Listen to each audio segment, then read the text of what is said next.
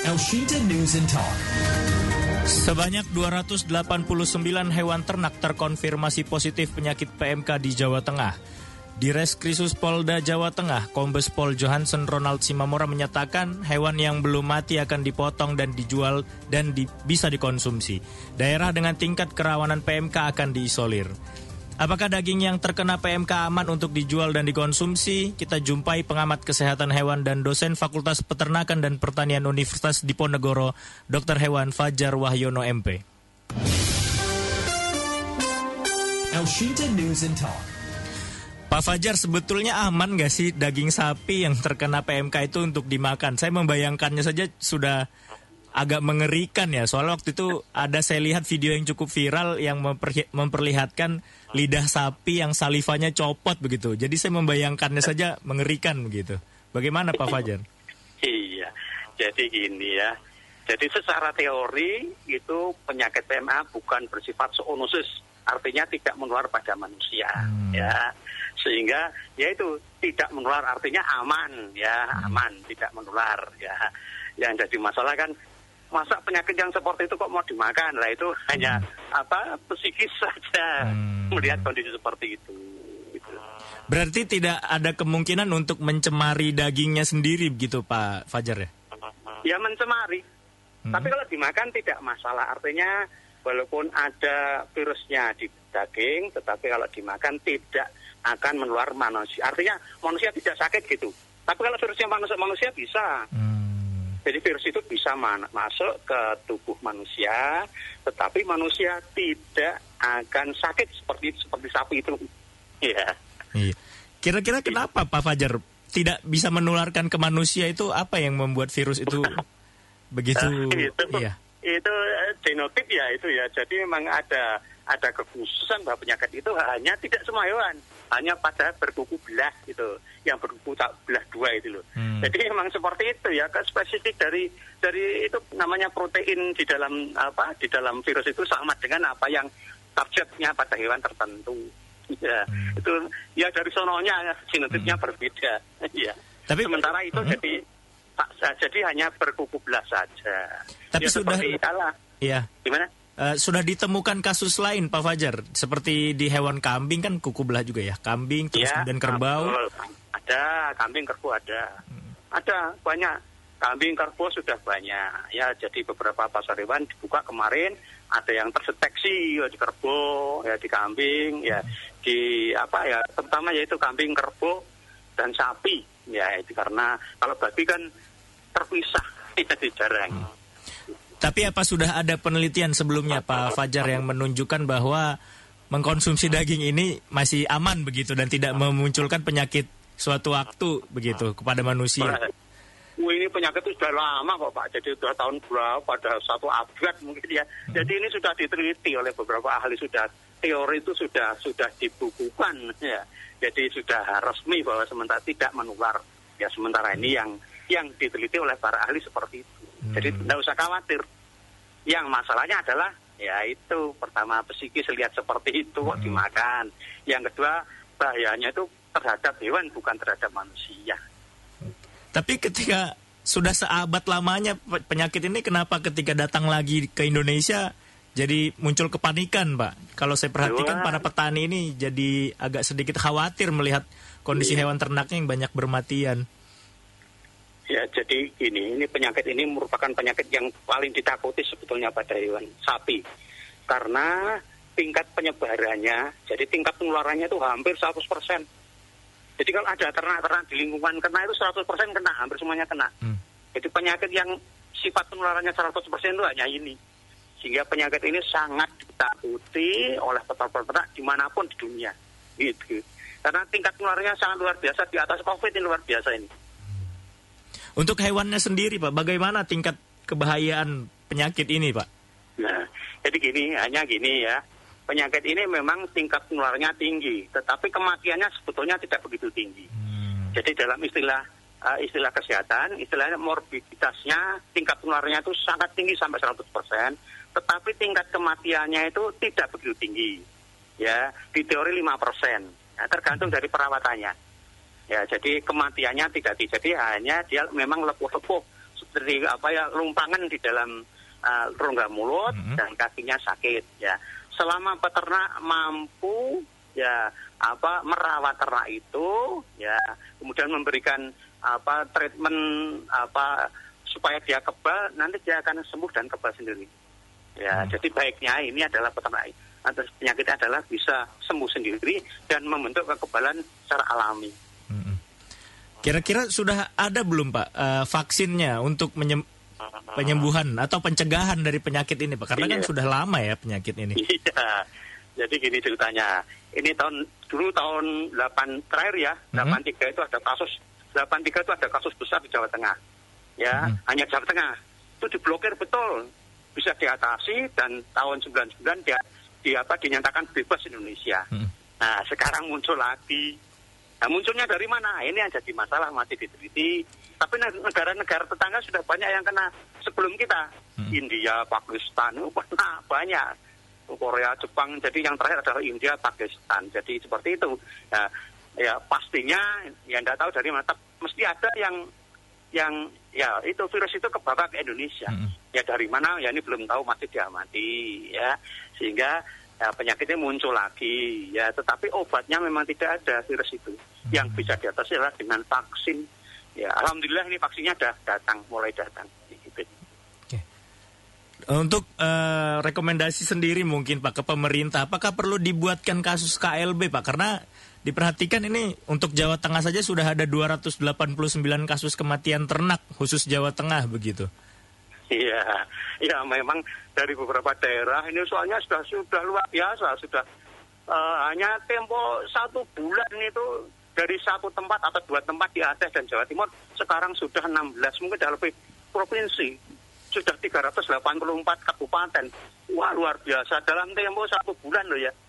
Cepat sekali sehingga ya banyak daerah yang sudah dirugikan dengan dengan kematian maupun angka kesakitan yang tinggi. Karena gini, ini penyakit ini menurunkan berat badan yang luar biasa. Kemudian produksi susu yang bisa berhenti. Sehingga banyak daerah yang sudah menginginkan. Kalau bisa KLB. Nah, tergantung kesiapan pemerintah gitu. Karena KLB kan ada dampaknya. Kesiapan pemerintah gitu. Tapi apa tidak menjadi momok begitu Pak bagi petani yang peternak yang banyak memiliki korban sapi ternaknya begitu, karena sudah banyak mati tapi tidak kunjung ada solusi yang sangat alternatif dari pemerintah begitu. Iya, jadi gini. Ini memang sekarang sudah kesulitan pengadaan obat karena keterbatasan. Mungkin ini kan semua ini hewan besar. Ya, hewan besar itu yang banyak rakyat. Yang nangani tanggung jawabnya adalah pemerintah. Ya. Jadi individu peternak itu banyak yang tidak tahu obatnya apa, cari di mana. Sehingga di sini yang berperan betul adalah pemerintah. Pemerintah sekarang ini kelihatannya setiap daerah-daerah itu sudah kesulitan mencari obat itu. Yang penting adalah dananya sangat terbatas, ya. Sehingga pernyataan KLB itu mesti harus ada kesiapan dari pemerintah. Karena dengan KLB berarti dana taktis ya itu bisa cepat keluar ya tanpa diprogramkan keluar. Ini memang diharapkan seperti itu. Jadi ini memang masalah pencegahan ini termasuk dana pengadaan obat. Tidak hanya obat, mestinya harus ada dana bagi siapa yang mengerjakan pengobatan itu. Wah, ini kan banyak. Jadi akan lebih lama malah Pak Fajar ya. Iya. Tapi vaksin sudah datang ini, alhamdulillah. Vaksin sudah datang. Iya. Tapi melihat potensi penyebarannya yang cukup mudah begitu Pak, apa tidak? Iya. Selayaknya sapi yang sudah terkena itu musnahkan saja begitu supaya tidak terjadi penyebaran lagi gitu. Kalau dikonsumsi malah takutnya manusia malah menjadi penyebarnya begitu. Iya betul. Ya ini memang memang termasuk resiko berat karena kalau itu dipotong yang tanggung jawab siapa? Betul. Apakah pemerintah mau ganti? Ya ini sapi berapa mau diganti? Ini juga nanti menjadi sesuatu yang ramai karena nanti umpamanya sakit sekali berat badan sudah turun, saya menyatakan bahwa ini dipotong saja.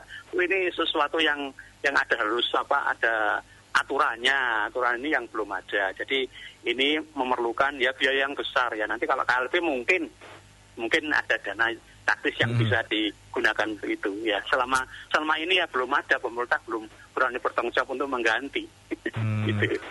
Tapi kan ini menjelang Idul Adha juga Pak Fajar ya.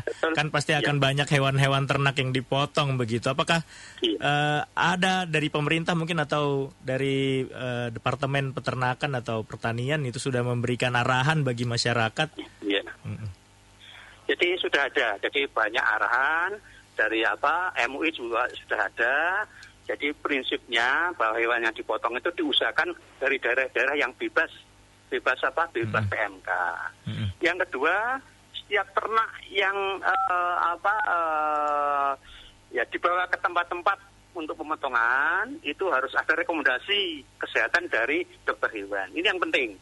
Jadi ternak yang dipotong ya itu harus ada rekomendasinya, surat keterangan dari dokter hewan. SKH namanya, surat kesehatan hewan. Ini harus ada. Kalau ini sampai tidak ada, tidak boleh dipotong. Kira-kira seperti itu. Jadi jangan khawatir, karena ini pengendalian ini sudah diawasi langsung oleh dokter hewan. Jadi semua yang dipotong, ya itu harus ada surat SKH-nya, surat kesehatan hewan yang dikeluarkan oleh dokter hewan. Ya, sehingga ya ini termasuk suatu pengawasan yang sangat baik ya di lapangan nanti. Asosiasi Dokter Hewan sendiri sudah mengeluarkan rilis belum Pak Fajar untuk direkomendasikan kepada pemerintah baik pusat maupun daerah begitu Pak? Ya sudah, kita sudah berapa kali, sudah 1 bulan lebih, jadi berapa kali mengadakan suatu pertemuan, ya semuanya saling membantu.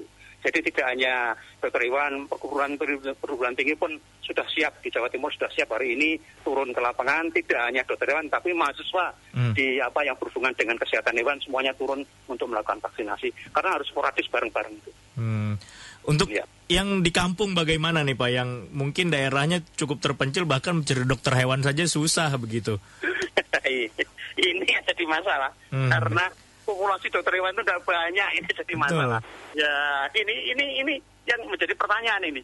Bayangkan kalau yang motong di atas di sana gunung-gunung bagaimana? Lah ini teknisnya ini yang masih digodok. Ya, yang SOP-nya masih digodok. Kalau sampai satu kabupaten hanya 2 dokter hewan, nampaknya mampu. Betul. Iya, sangat sedikit sekali. Populasi itu sangat sedikit sehingga nanti mungkin diturunkan bukan dokter hewan tapi yang petugas yang berwenang gitu aja, yang telah yang berwenang yang ditunjuk oleh ahlinya gitu aja. Jadi ya.